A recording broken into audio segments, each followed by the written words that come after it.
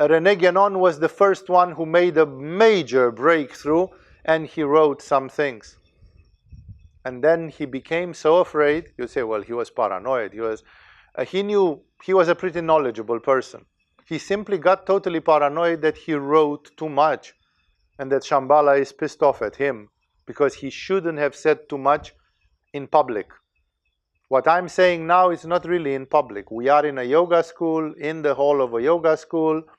For most people, this story is so outrageous that they scratch their head and they say, we don't know what to believe. Like, if this thing which I'm talking to you about since last week, if this is true, there is nothing in the discoveries of the 19th or 20th century, ending with atomic energy and bombs and space travel and you name it, which compares to this.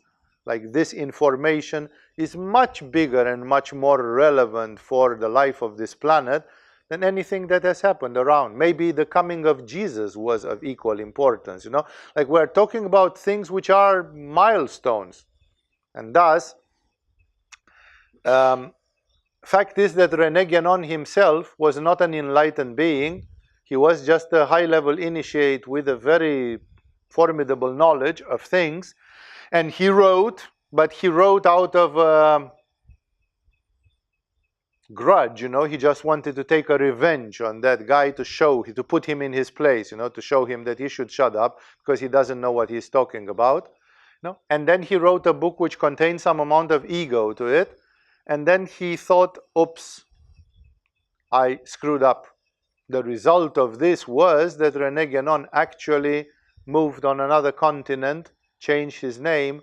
He changed what in Vedanta is called Nama-Rupa, that everything is described by its Nama and Rupa, the name and the form.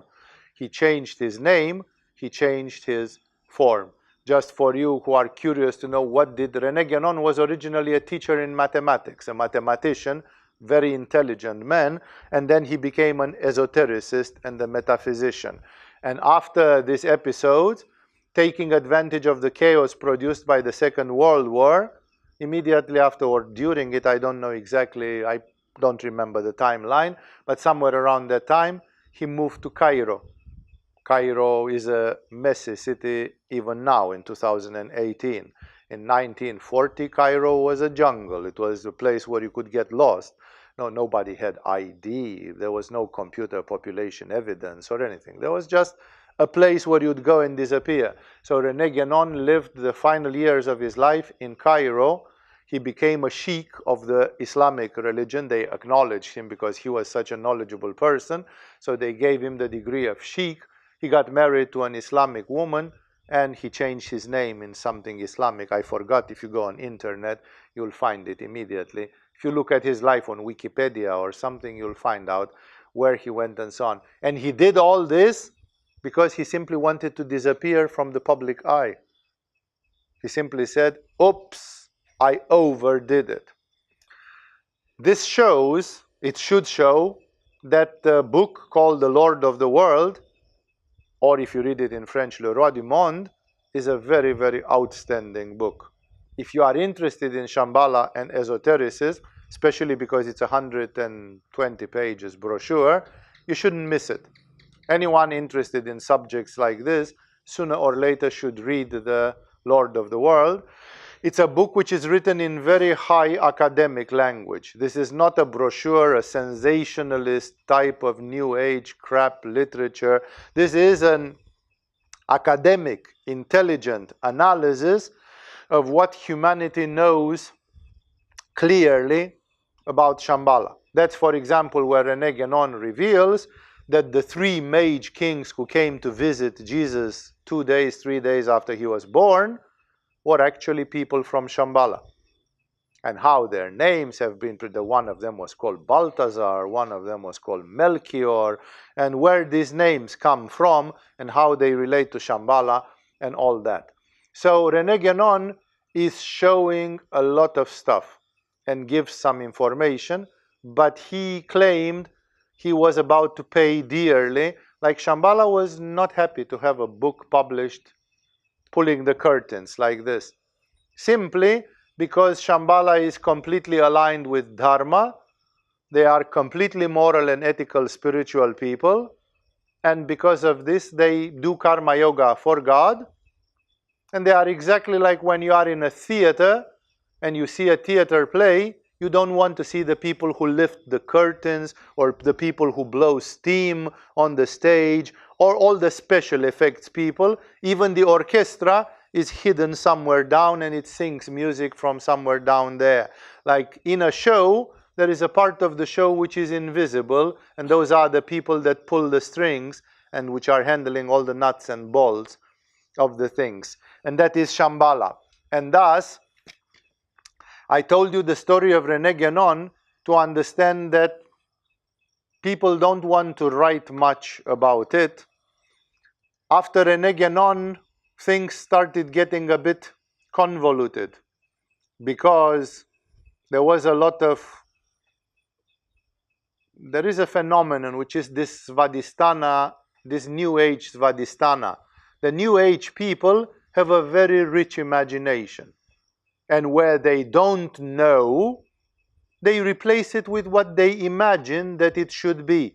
Like if there are 6, 7 chakras and 7 colors of the rainbow, which is not true because there are 6 according to physics, not 7. But if there are 6, 7 chakras, whatever, let's not have a 101 in physics, and then the chakras should be like the colors of the rainbow, and then the 3rd chakra would be yellow, and the 4th chakra would be green, which is completely not true. The heart chakra is not green, and the Manipura chakra is not yellow. So these are imaginative New Age people who, if nobody told them exactly, then they figured it out. But they figured it out wrong. So the same started happening with Shambhala. Some people got so enthusiastic about it that they started figuring out lots of funny stuff about it. There is a Russian guy called Roerich, who wrote Half True, and he was very friendly with the Tibetan culture. Then he started writing nonsense about Shambhala. He was just a Svadhishthanistic painter, an artist, and half he knew, and half was his right brain hemisphere who was imagining things, like an artist would do, you know. So this is the problem, that there is no scientific accuracy in these spiritual matters. Very often people are just going raving about one thing or another. And others, there exists a light somewhere along the line that in the 1960s an American author called Andrew Thomas, both seem like they are first names, but Andrew is his last name. So Thomas Andrew wrote a book which is called Shambhala, Oasis of Light. That's a very important book because it is approximately 90% accurate. Thomas Andrew does an excellent archaeological and historical work. Half of that book is full of facts from history and archaeology which demonstrate to the point of giving you goosebumps that this thing with Shambhala is as real as it gets. I'm not telling you fairy tales. It's right under our noses, but because they like to be not seen, you don't see them unless they allow you to see them at some point, and to what extent, that is also important. So actually what I'm doing here, I'm simply giving you a pre-warning. In the end, I'll get more stern on this. I'm giving you a pre-warning about lots of perverted information about Shambhala.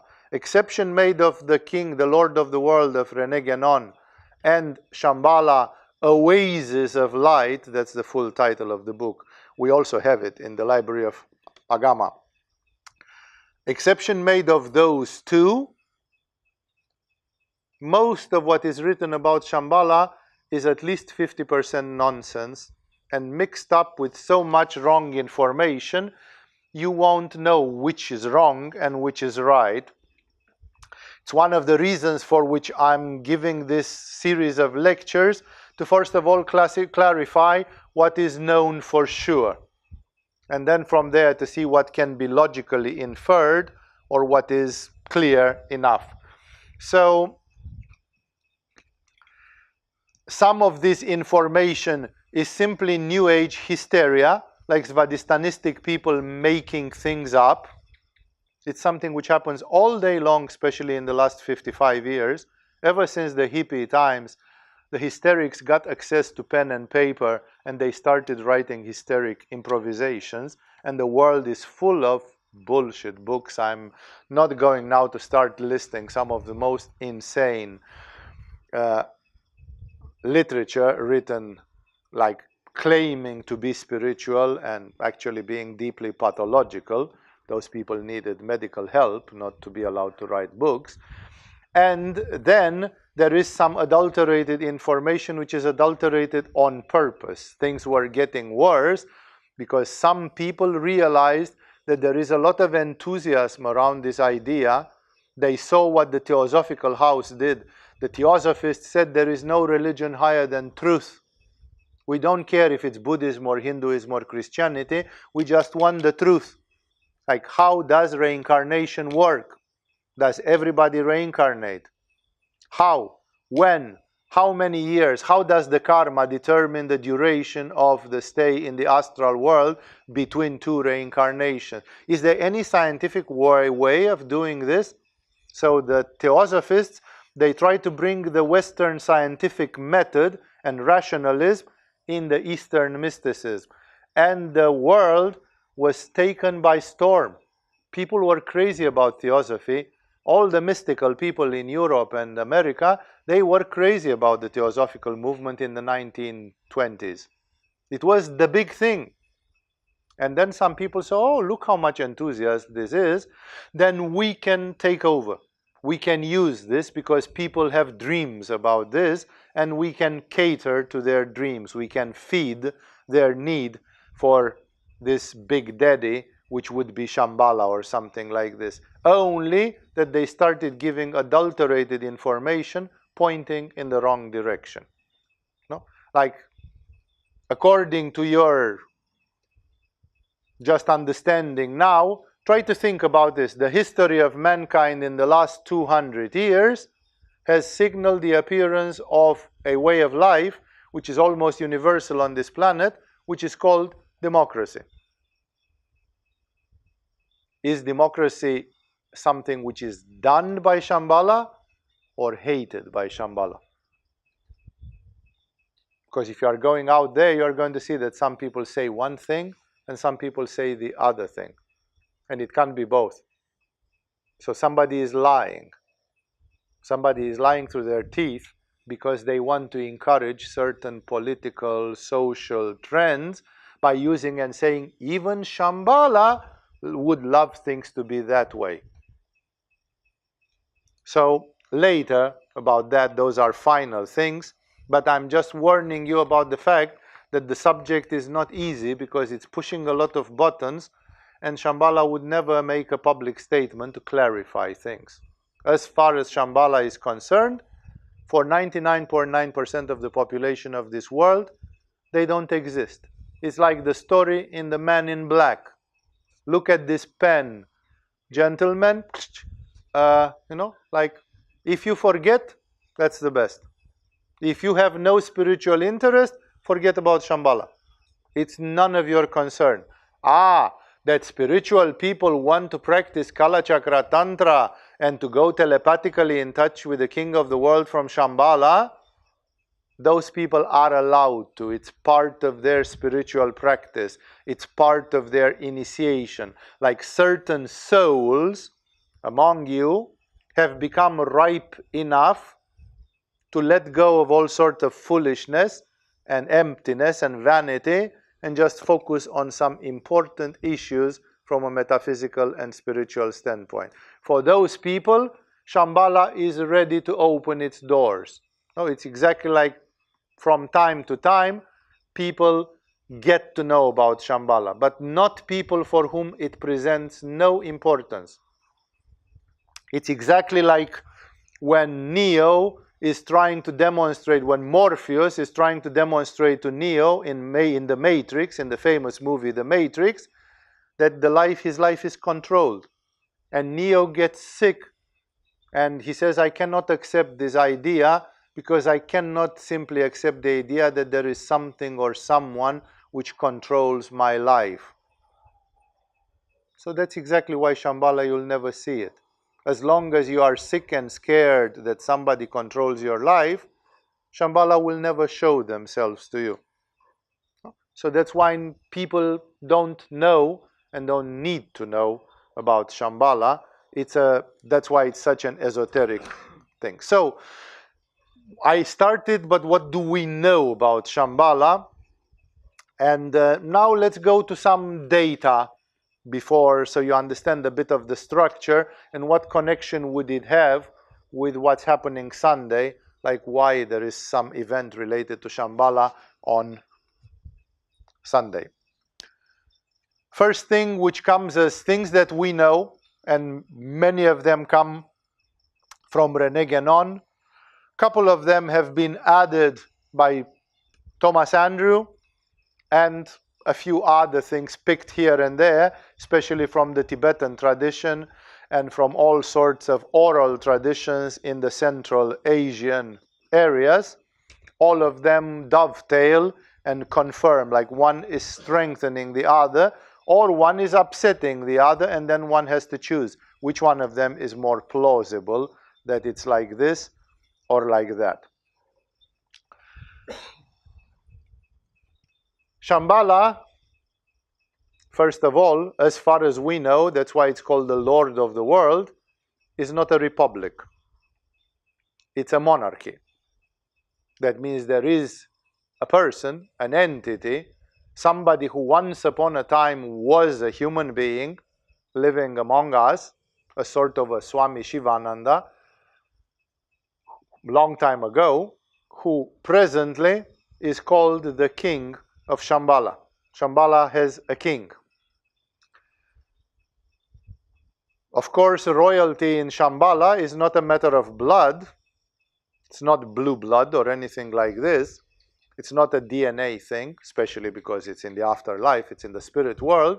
And also it's not based on Manipura chakra power. It's not the strongest gorilla in the cage. It is simply the one which everybody considers most spiritual. Tibetans tell us a funny thing, that the kings of Shambhala change every 1,000 years in synchronicity with the Egyptian dynasties of yore and with the prophets of the Old Testament who lived around 1,000 years. There is information in Hindu scriptures that in Satya Yuga, the full lifespan of the human being was 1,000 years instead of almost 100 like today. So kings of Shambhala do their karma yoga for about 1,000 years each. The king of Shambhala is attended by 2 deputies, because Shambhala from the very beginning, and I don't have a yantra here, but those of you who remember the yantra will visualize it. If not, go one day to the Ganesha hall and see it, or see it, and if we have it somewhere else in the school. And just for you to understand the symbol, because the symbol tells us a lot, Shambhala has 2 main directions of activity, and thus there are 2 deputies of the king of the world. And together with those 2 deputies, there exists a council of 9, according to René Guénon.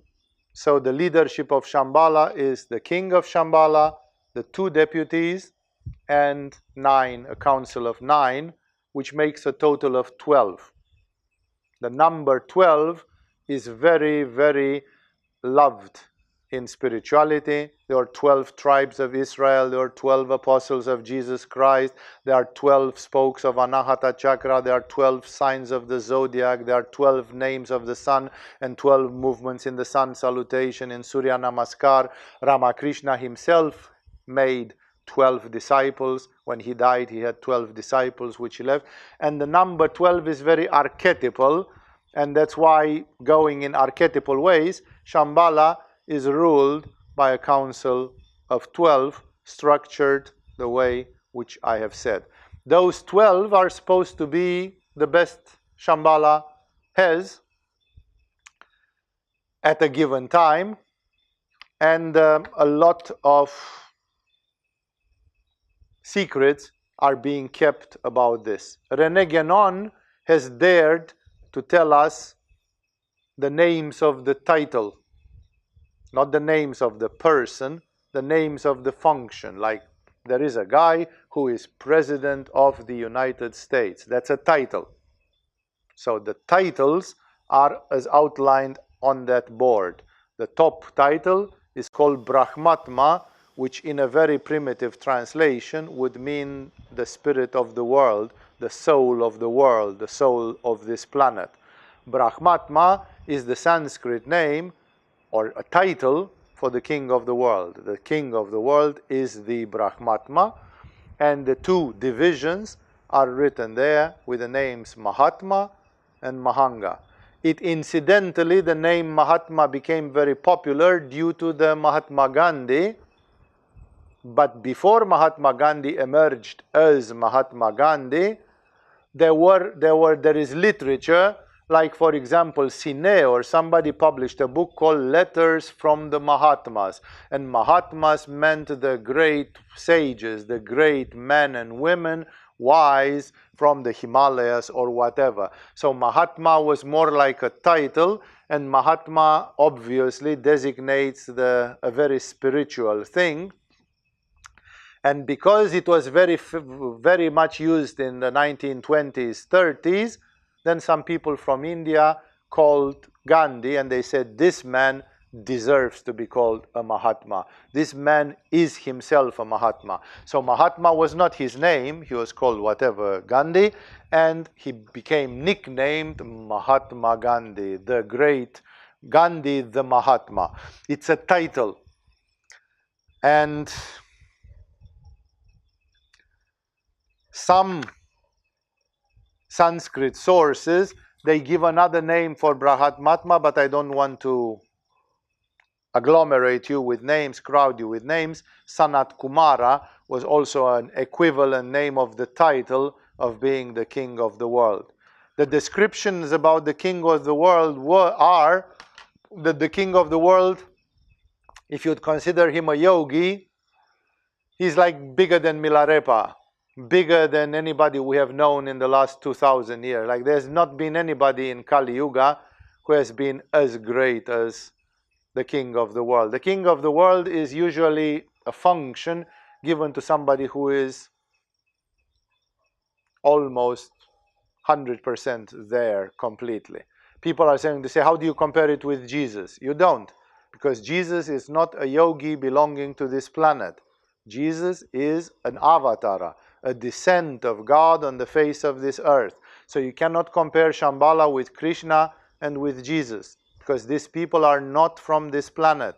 These are divine spirits that incarnated in a human body and play the game of appearances, but their origin was different. So Jesus and Krishna and others like them, they don't come from Shambhala.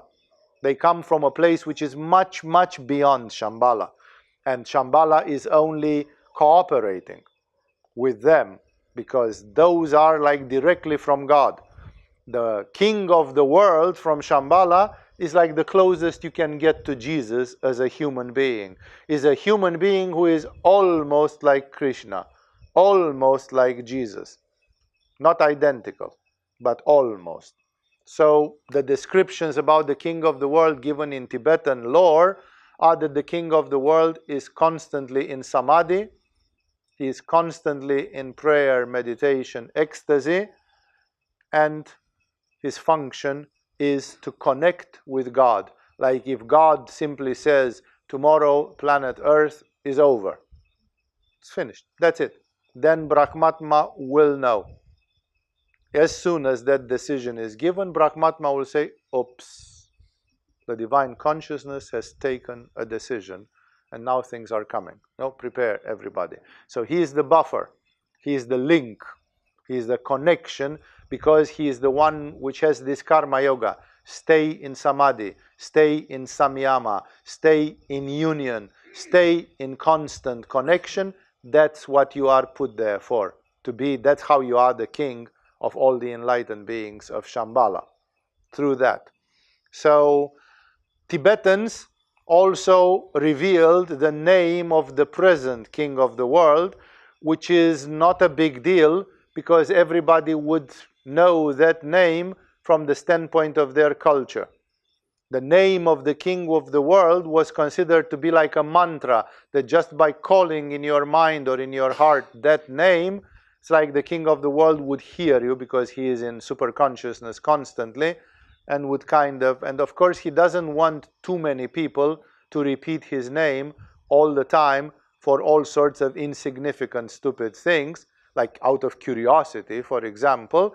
No, because then it's like you have a lot of mosquitoes disturbing you during meditation, So he doesn't need mosquitoes disturbing him.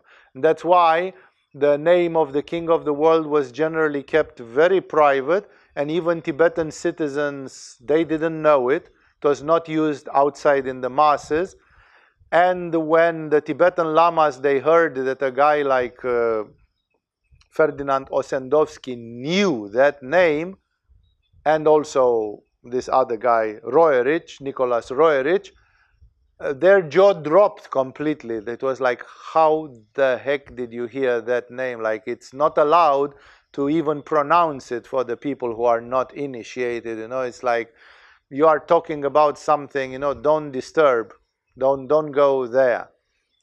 Because this name has been published already in several places, I don't have any, especially in a yoga school, in a satsang, I don't have any problem in sharing it with you. And the name is the second line after the title. The Tibetans knew, they were told by people coming from Shambhala physically and talking to them, to the Dalai Lamas and so on, that the present king of Shambhala, we don't know if he has been there for 300 years or for 800 years, but we know that they go about 1,000 years each. The present king of Shambhala, at least 40, 50 years ago, was called Rigden Gyalpo. Obviously, be aware of the fact that Tibetans would not call him John the Baptist. Because what's John the Baptist in Tibet? It's a sort of it's a hieroglyphical sound which doesn't exist in Tibet. No? So Tibetans would need to be told Tibetan names. So the name has a Tibetan sonority to it. But other people have used other names. For example, Ferdinand Barbarossa, the king of the Holy Roman Empire, one of the German old kings, had letters from the king of Shambhala. And the king of Shambhala presented, remember, this was the medieval Europe. Medieval Europe was first of all a fanatically Christian environment. So anything which would not look Christian would automatically be qualified as heathen. So the king of Shambhala, if they wanted to interface with Ferdinand Barbarossa, they had to speak in his language so that he would be open. So the king of Shambhala calls himself in those letters Prester John. And it's not clearly understood if he is John the Apostle of Christ or if he is John the Baptist, but more probability is that he looks like John the Apostle. One of the 12 apostles of Christ became, 100 years later, 500 years later, we don't know, king of Shambhala. And he was called, maybe he was also called Rigden Gyalpo, but he didn't tell that name. He said, that's the name by which the Tibetans would know me. For you, because you are a fanatic medieval Christian king in the 12th century, call me Prester John. Prester is an old English language word, which is a sort of a parson, a preacher of some sort, a priest. It's an old-fashioned word, so it was like Priest John. And when we'll get to the facts, I will even try to read to you some of the fragments of the letters which Ferdinand Barbarossa and this mysterious Prester John, which is none of the kings known to history, what messages they have exchanged and what descriptions are given there. Because it blows your mind away completely and you realize, wait a second, this is a letter which exists in a museum. It's a historical artifact, it's not something invented by some New Age people. These are things right there. So, the king of the world Brahmatma or Sanat Kumara, or called Rigdenjiepo by the Tibetans as a name, and the two deputies. We have never been, there is not one single piece of literature which gives the name of any one of them. We don't know the name of any one of them. We just know the titles. And what is known about them is that Mahatma is the one which is the deputy which holds the side of initiation. As I told you, one of the main functions of Shambhala is to keep spirituality alive.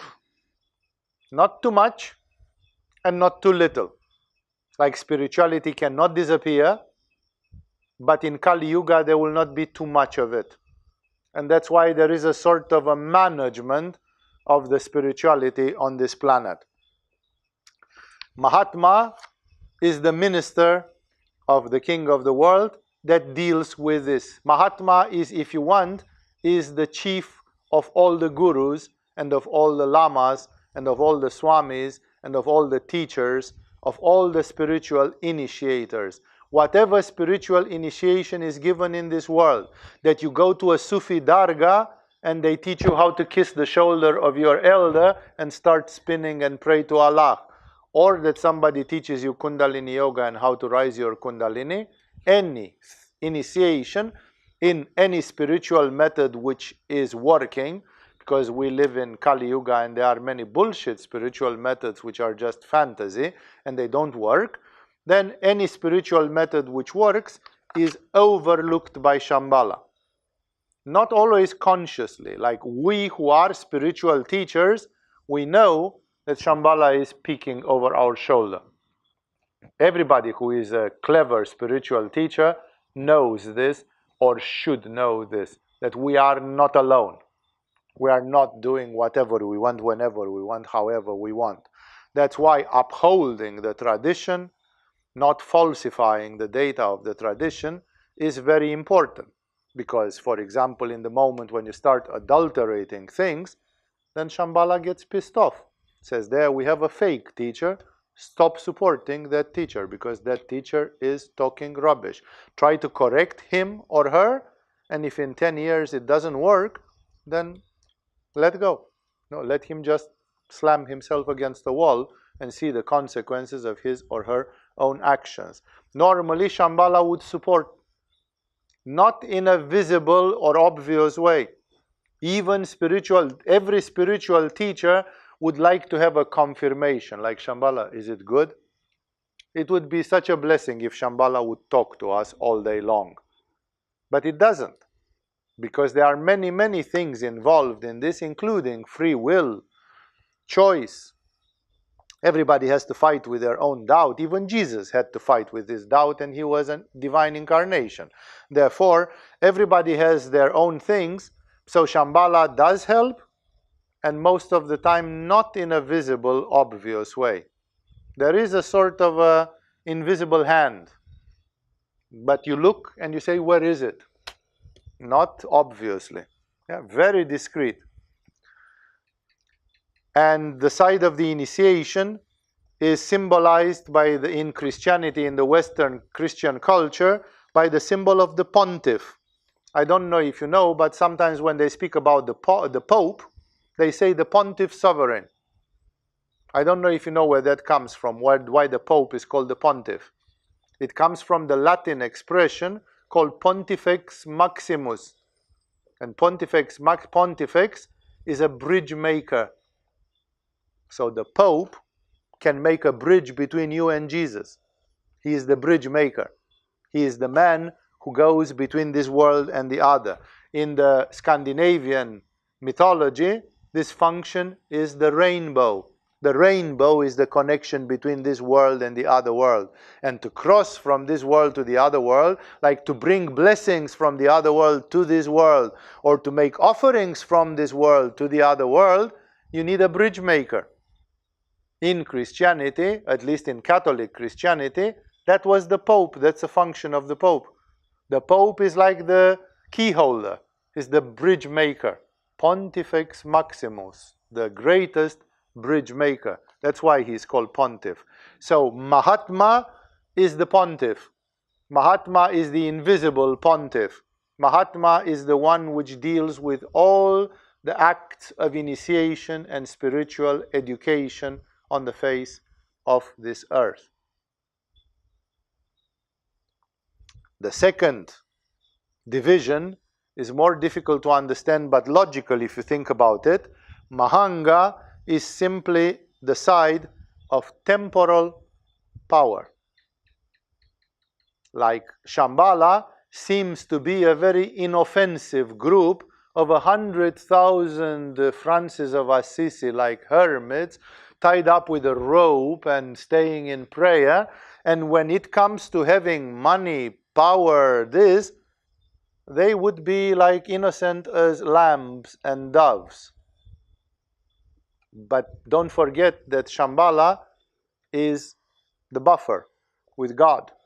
And they are in charge. If this planet is a school, and the comparison is very, very good, if this planet is a school, then there is an admin team that runs the school, plus the teachers in the teacher's room. And the teachers and the admin team, even in the most liberal school in this world, they cannot let things go beyond a certain level.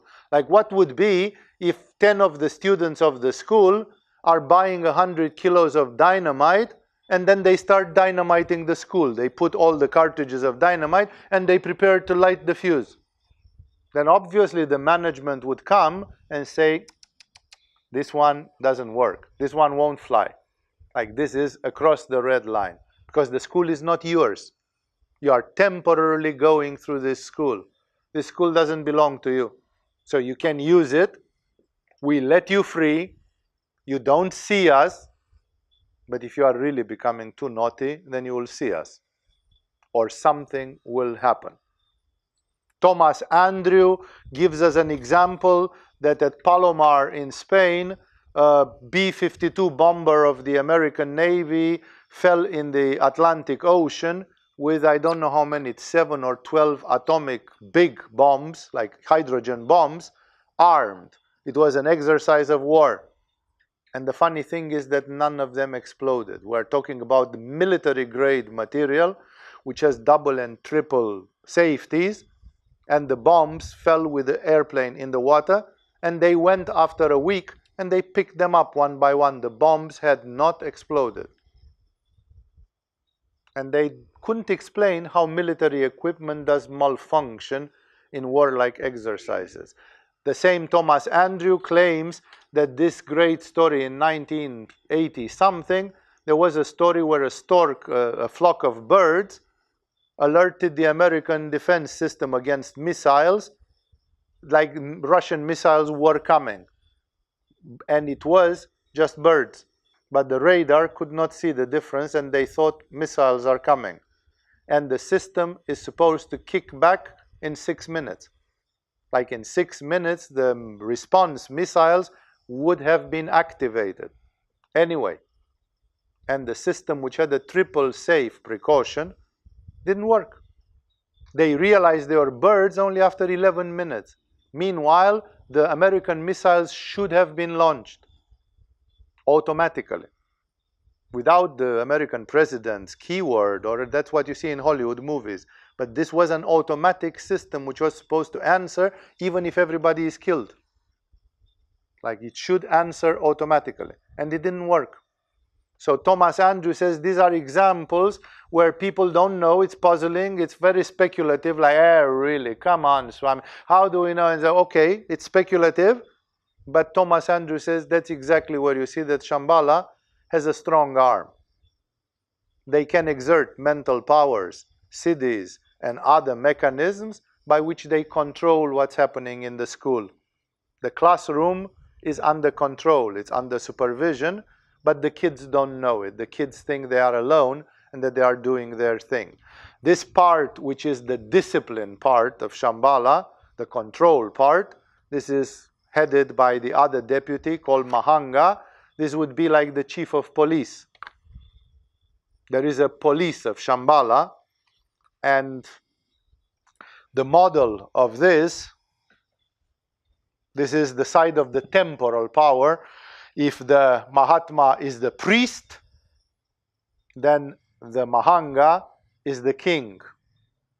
Remember that in all the traditional societies, Japan, India, European medieval time, and before and after that, the society was ruled by two privileged classes.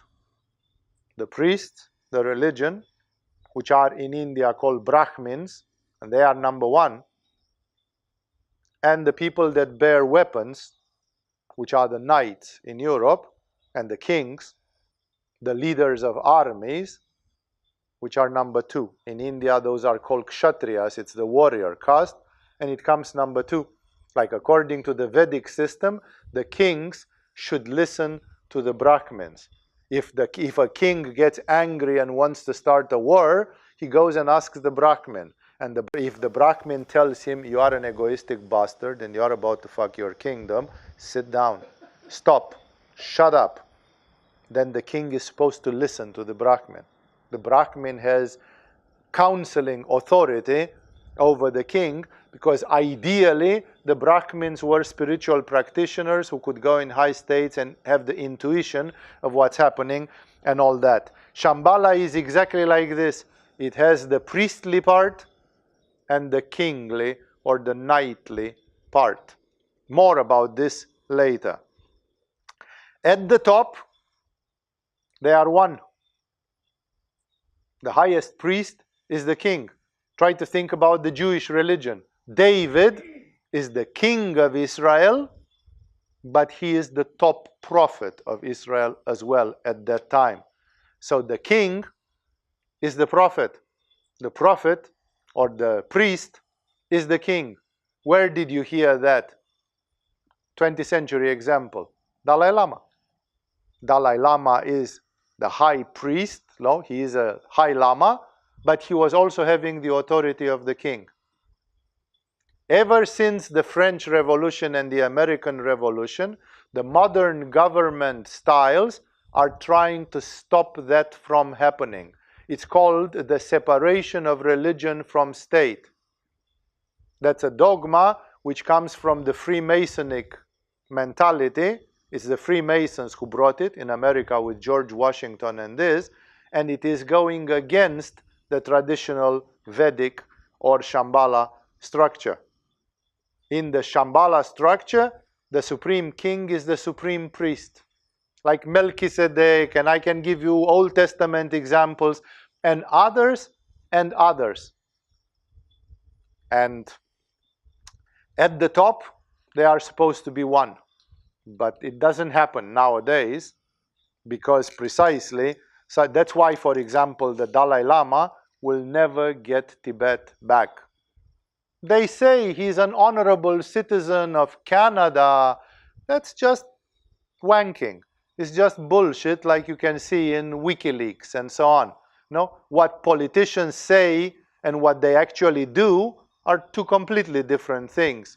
This is just politically correct stuff that people say, oh, the Dalai Lama, he has a Nobel Prize for peace. Nobody really supports him. Why? Because he is priest and king.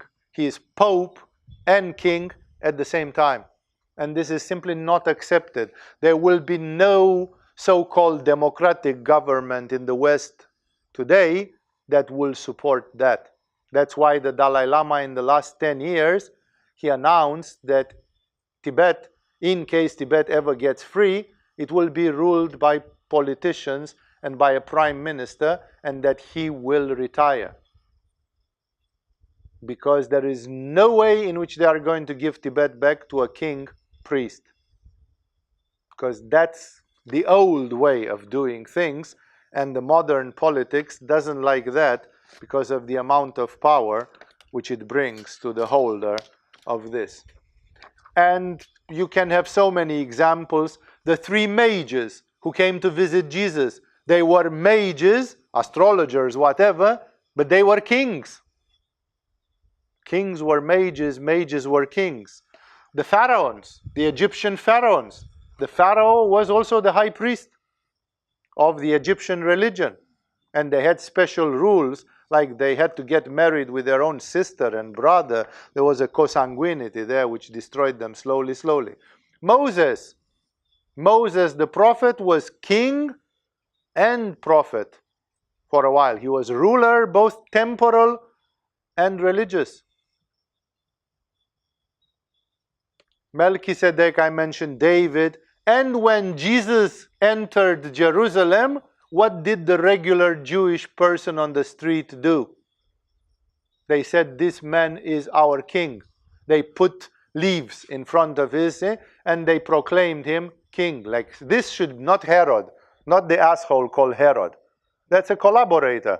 The actual king, this man deserves to be king. Then we will be successful, like in the time of King David. Like, we need to have a king that is possessed by God. That's the real king. And it can continue. The Dalai Lama being the last example, a very anachronic example in this. There is a little bit of this principle in a very disturbing place, which is, of course, the Ayatollah of Iran, who actually holds the administrative power as well. Not literally speaking, but the greatest religious leader of Iran tells to the president of Iran what is right and what is not right. That's why it's up to you to meditate and to find out if the Iran government is loved by Shambhala or despised by Shambhala. I'm just opening a door for you. Try to find out, because many of these things don't need to be politically correct. We live in a hellish-like time, and a wonderful, very witty Polish writer, science fiction writer called Stanislaw Lem. Stanislaw Lem, in one of his book of aphorisms, he wrote a lot of aphorisms, very witty aphorisms, and one which I loved very much was, in hell, the devil is the good character. No? Because the devil is boss in hell. You cannot say that if you go to hell, you cannot say that guy is the monster. Because they would torture you immediately. They would kill you immediately. They would do whatever, no? You cannot blame the devil in hell, because that's where he's boss. And therefore, in hell, the devil is the king. He is the praiseworthy person. So you have a president like George W. Bush, then you have to think, is this guy the devil, or is this guy second-born Christian, whatever, half of a saint or something? Like, if we live in hell, the good guy seems to be bad, and the bad guy seems to be good. So, this is very inspiring. I'm going to conclude in a while and continue next time. But remember that this means this classical duality between Brahmins and Kshatriya. In Europe, between priests and knights. Knights were not priests, but they could do some paladin, common job, and so on. This is accurate in the traditional societies. Like in Japan, you had the Buddhist priests and the samurai, which are the Kshatriyas of Japan. The two classes, like again, I'm not trying to justify old-fashioned forms, but they come from a tradition. And the idea is 50%, 80% of the populations are morons who just want to eat and drink and be happy. And then there is a number of 10% people or something who are more responsible and want to be leaders, politicians, organizers, charity, like they want to rise above, they want to be of service.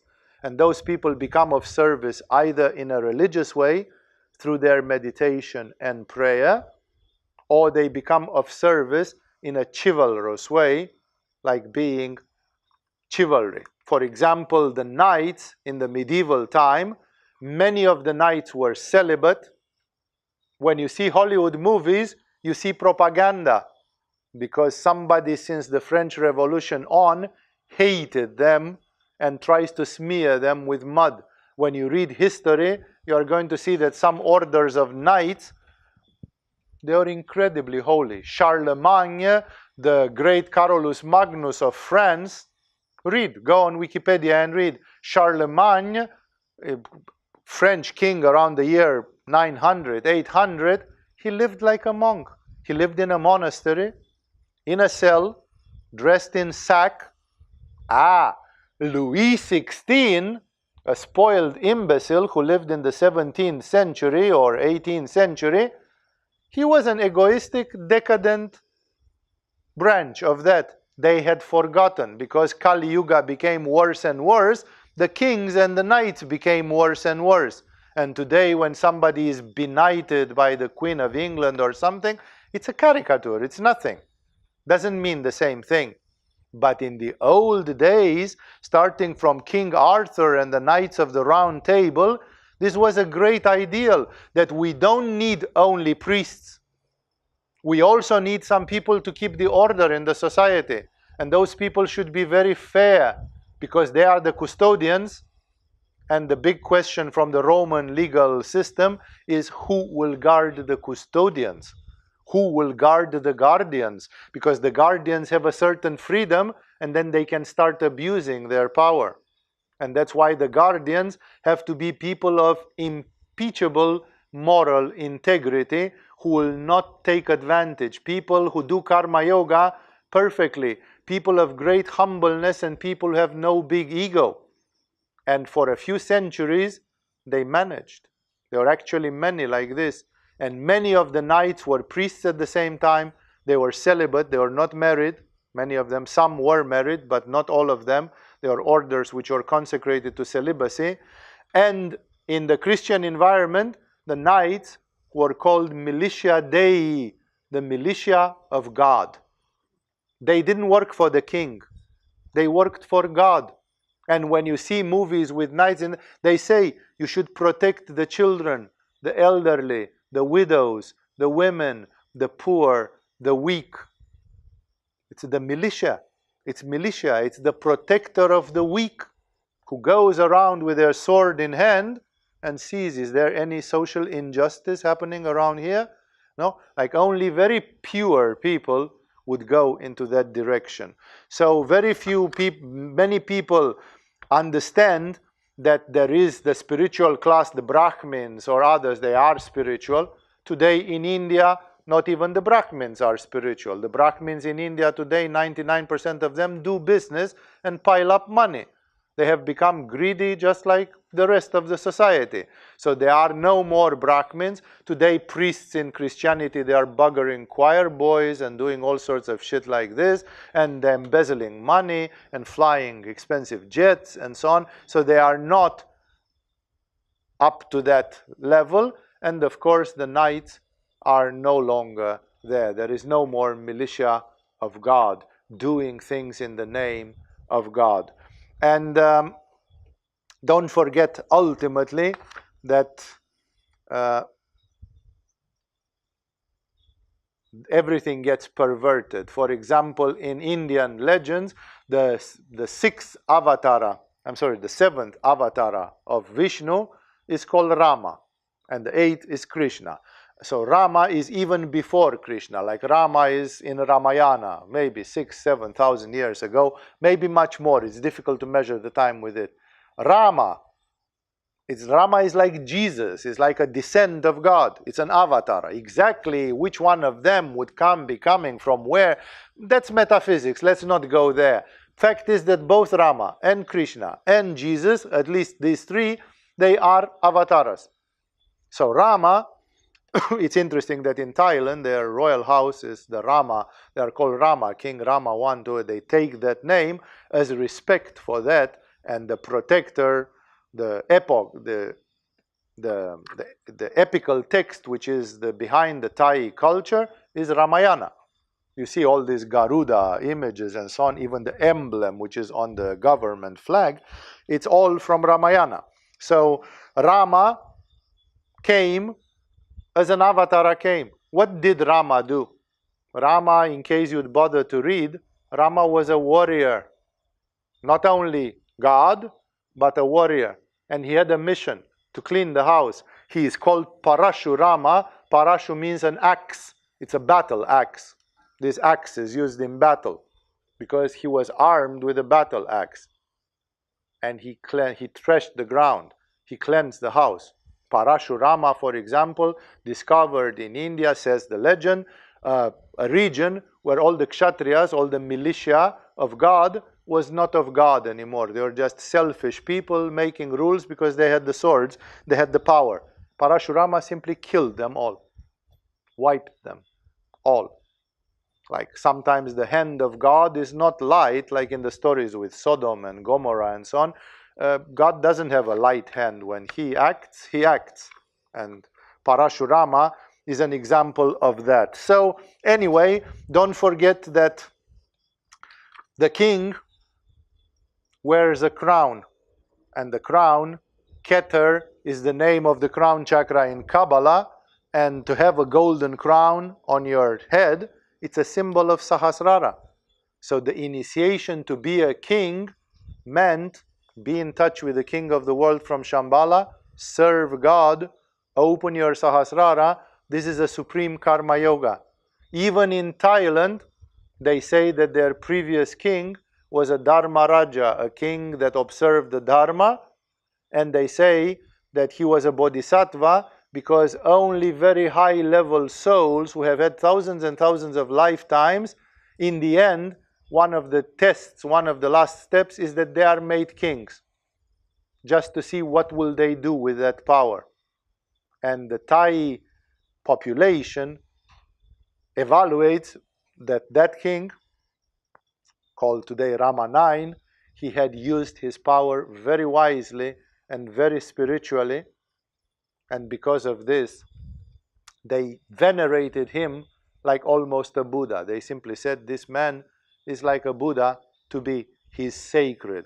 He is Rama IX. He has a crown, and he deserves to have a crown, because indeed, he does things in the name of God. Things in the name of God might not be very popular, like it is the king of Thailand who decreed that they don't sell alcoholic beverages between 2 to 5 o'clock and after 12 o'clock in the night. It's very annoying for the booze-loving tourists who just come to slosh themselves and to get their dicks sucked in patpong. Very annoying for the vice-ridden people. But for the people who are actually looking for purity, it's good. No? Maybe if Rama himself would have been king, he would have decreed not to have alcohol at all.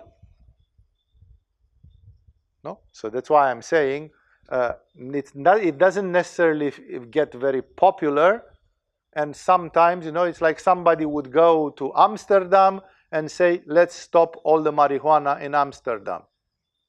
If Jesus would do that, he would be crucified in less than 3 days. Somebody would kill him on the spot if he would try to stop marijuana in Amsterdam. No? It's not because marijuana is good. It's because people are so attached to it that they would kill even Jesus if you would take it away from them. Thus, think always not only through your personal ego, but think also through the prism of principles, in an ideal world, in a perfect world, in which we don't dare to believe anymore, because what we see around is so crappy. But in a perfect world, what would happen? It's like that famous story, like what would Buddha do? Or what would Jesus think? You know that very often the answer would be catastrophic if you apply these questions. What would Jesus do now? It's like, you don't want to know. We better don't ask that question, because nobody wants to hear the answer to that question, So in this way, so these are the two functions, and they make me come. I will stop after finishing this paragraph to tell you about the Easter of Shambhala. The initiates, the function of the initiates. Let's say in Shambhala, there are 100,000 Buddhas. What do? The initiates meditate, inspire. They burn the planetary karma.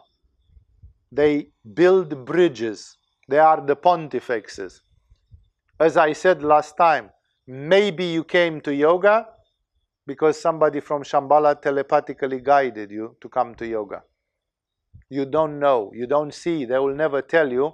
When you will become enlightened, you will know, then all doors will be open.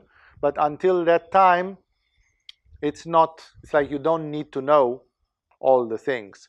And that's why there is a lot of influence a lot of influence. Many people don't understand this telepathic, energetic influence, but it is there all the time. It's exactly like the man who wants to quit smoking, and the demons of tobacco, they go and say, smoke, smoke, smoke, smoke. And your hands start trembling, and then you pick up a cigarette and you light it. That's telepathic influence. It's psychological pressure. You don't know physically, you don't see, because if you'd see, you'd say, come on, fuck off, leave me alone. No, you don't see anything, but it's there, 24/7. Masturbate, masturbate, masturbate, smoke, smoke, smoke, pot, pot, pot. Everything. All these and many others are the result of interferences with such spirits. So, such influence is negative, but what if somebody would exert it positively? What if Swami Shivananda would tell you, detach, detach, detach, be more detached, be more detached. That's a help. You are 50-50 and somebody gives you just the 1% push, which makes the difference between 51 to 49. Everybody's soul is in a precarious balance. We are in the crossfire. We are in the twilight zone. We are in no man's land between light and darkness. And our soul oscillates. Should I go into light or should I go into darkness? And of course, the demons say, come to us, come to us. But also the angels also say, no, no, no, no, come up here, come up here. And your soul responds to that. Any one of you who has the intuition to purify, to do spiritual diet, to do sublimation of energy, to do practice like asanas, mudras, bandhas, pranayamas, and more, meditation, of course, and others, these are spiritual influences, and some of it may be a bit of help from Shambhala. It happens because the initiates of Shambhala meditate. Sometimes here in the school, we do marathons of meditation on Mahashivaratri or on the Goddess Festival, and I've seen Sufis doing it in Istanbul and so on, where we'll say, let's meditate, all of you here, let's meditate for 3 days non-stop. Would you be happy that we organize a 72-hour marathon of meditation? And the principle is there should never be in the yoga hall less than 3 people meditating. So put a table on the wall and sign your name. I promise I will show up from this hour to this hour, from this hour to this hour, and then it's like a marathon. It's like people are passing the meditation on from one to the next, and in this room there is meditation 72 hours non-stop. That's exactly how they do it in Shambhala.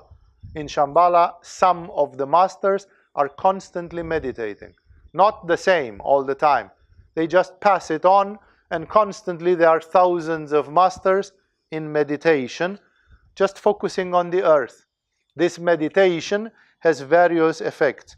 It inspires some people to do moral, ethical, good deeds or to practice spirituality. It is giving blessings. It is giving solace and support to some people who are in great difficulties. And it builds bridges, it's opening paths.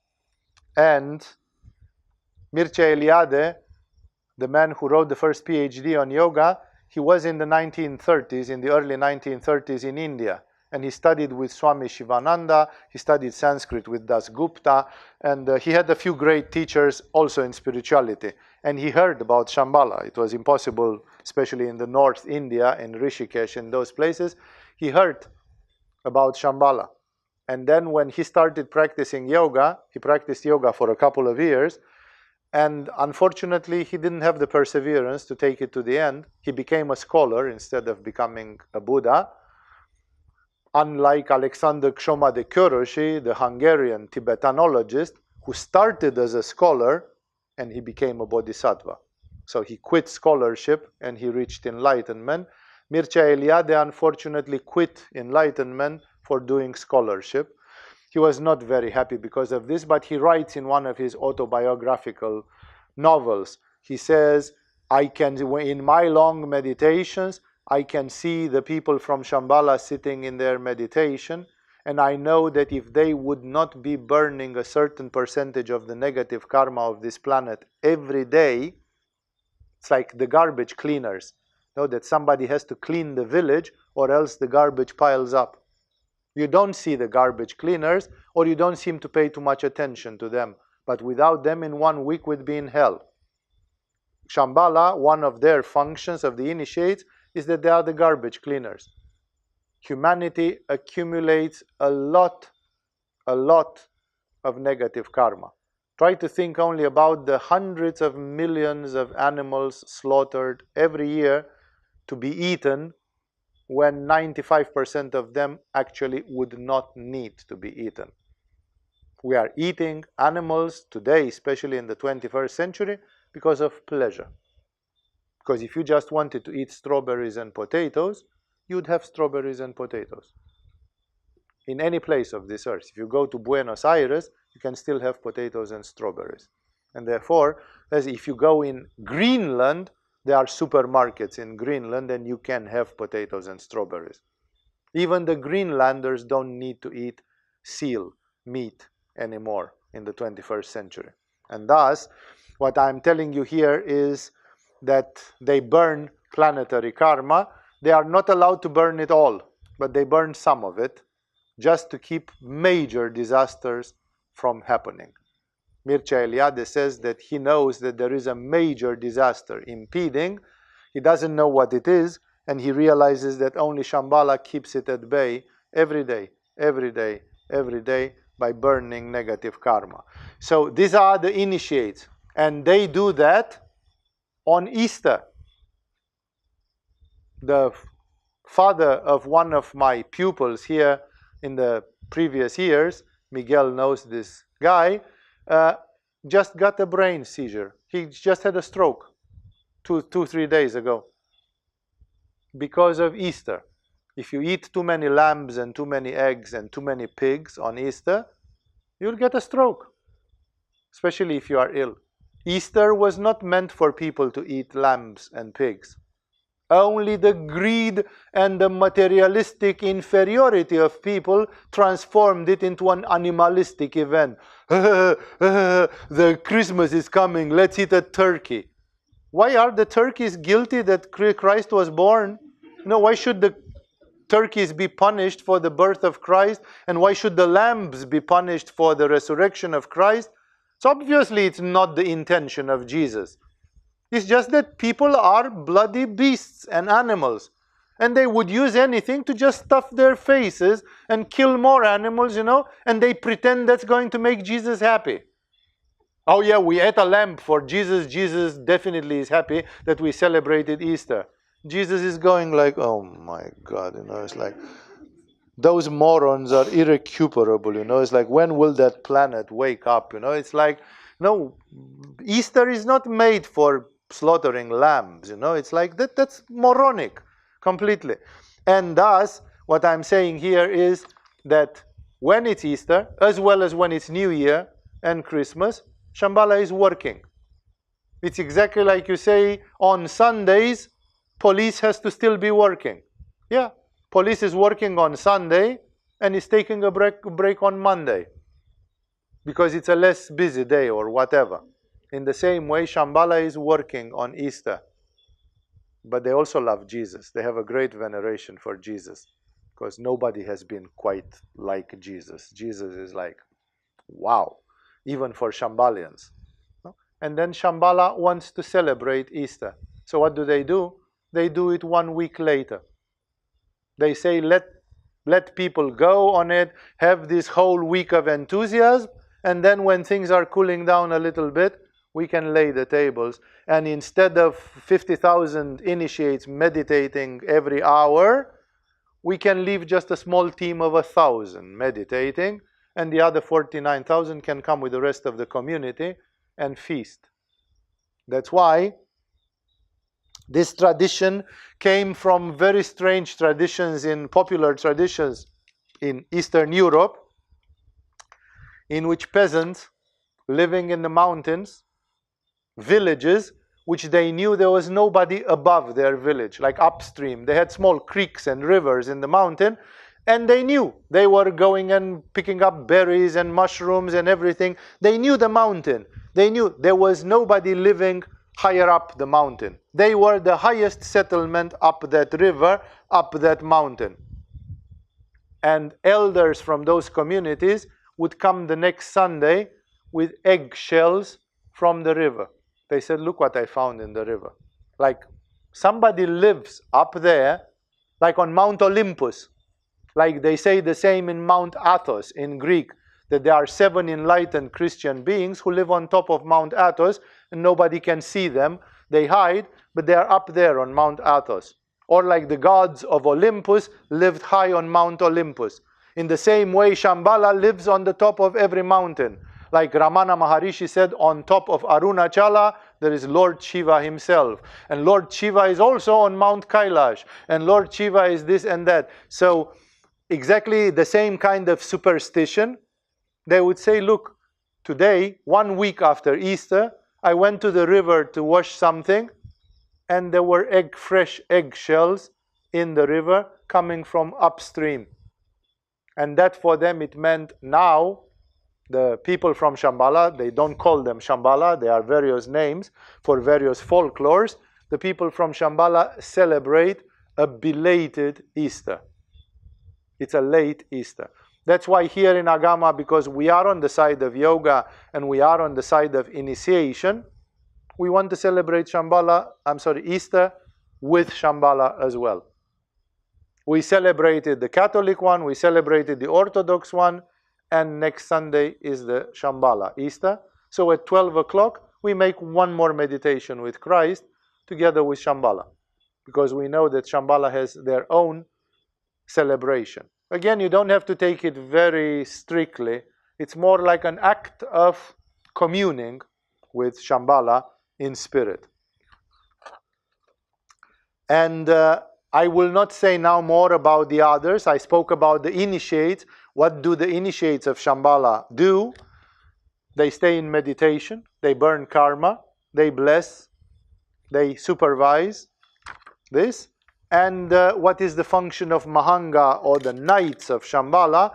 I will better start that next time, because it's a bit of a long story, it's more unusual, just for you to understand that in spirituality there are 2 forms of spiritual initiation: to the sacerdotal or the priesthood type, and the chivalry or the knighthood type. Both of them are a way. For example, the samurai of Japan were practicing a code called Bushido. I don't know if you understand what Bushido means, but Bushido means to serve Buddha. That means even if your feudal master tells you, you are guilty, commit seppuku by sunset, slit your belly, you do it for Buddha. Even if they ask you to give your life, you die for Buddha. It's like a military karma yoga. It's a military type, Manipura type karma yoga that the samurai were doing. And by doing it, they hoped to get enlightened. For them, it was a path. So there is a path of enlightenment which you do like this. And there is a path of enlightenment which you do like this. And in time, each and every one of you are going to find out if your soul is the soul of a Brahmin, or if your soul is the soul of a knight. Because some of you are born to be knights, your typology. It's like your DNA, the DNA of your soul, so to speak, to use a metaphor.